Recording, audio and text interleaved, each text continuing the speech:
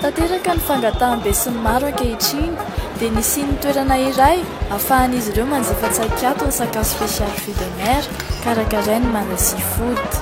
Manana toerana voatokana amin'izany izy ao amin'ny centre commercial Akourdigue izay nisokatra tamin'ny fomba ofisialy ny asabotsy teo.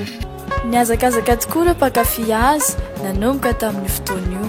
Tonga manandrana izany sakafo vokarin'izany ihany koa ireo liana amin'ny sakafo vita amin'ny hazan-dranomasina eto Madagasikara.